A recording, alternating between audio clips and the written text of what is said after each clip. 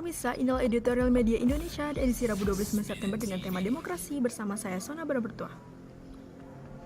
Demokrasi di Indonesia kembali diuji dengan munculnya wacana pembentukan koalisi poros partai Islam. Politik identitas yang jelas-jelas buruk bagi demokrasi lagi-lagi hendak diusung para politisi yang katanya berjuang demokrasi.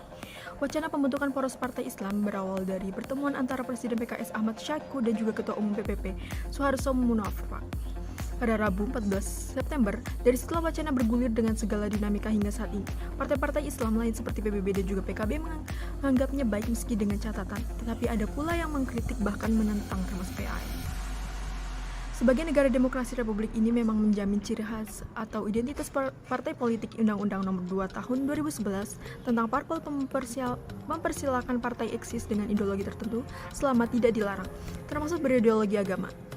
Akan tetapi, harus lantang kita suarakan bahwa kepentingan bangsa ialah yang paling utama. Sejak reformasi, poros partai Islam memang pernah untuk unjuk gigi dengan menjadikan Abdurrahman Wahid atau Gus Dur sebagai presiden. Kisah sukses itulah yang hendak diulang dalam menatap Pilpres 2024 mendatang. Mereka, para penggagas wacana, menginginkan koalisi Partai Islam Reborn, padahal situasi dan kondisi sudah sangat berbeda. Niat hendak menghidupkan kembali koalisi partai berbasis identitas saat ini dan juga kemudian hari bertentangan dengan akal sehat. Ia bukan niat dan baik karena sejarah menentukan pengguguran simbol-simbol agama justru menyebabkan terjadinya turbulensi politik. Penggunaan jargon agama sebagai merek jualan juga terbukti membonsai demokrasi. Demokrasi akan bagus, berkualitas dan juga substansial jika ia dibangun dan juga dimatangkan dengan politik rasional.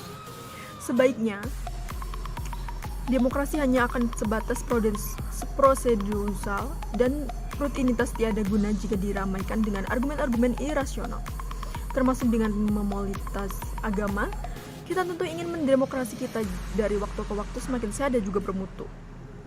Karena itu, tidak semestinya lagi kita memberikan ruang bagi politik model poros-poros berbasis identitas. Tak cuma bagi demokrasi, wacana pembentukan poros partai Islam juga buruk bagi kehidupan bangsa dan juga negara.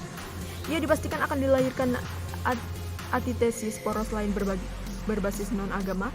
Kalau itu terjadi, kompetensi demokrasi akan menunjukkan pertarungan head-to-head juga di bagian dua kubu yang mengisinya. Panas juga pasti membelah masyarakat. Pilkada DKI Jakarta 2017 ialah contoh nyata tak kalah agama dijadikan instrumen untuk menenangi rivalitas hingga menyebabkan keretakan kohesivitas sosial. Pilpres 2014 dan juga 2019 terang menjerangkan memperlihatkan betapa agama dijadikan alat untuk menjadikan calon di perhelatan itu. Mengancam integrasi nasional, luka bangsa ini akibat politik identitas masih menggambar lebar.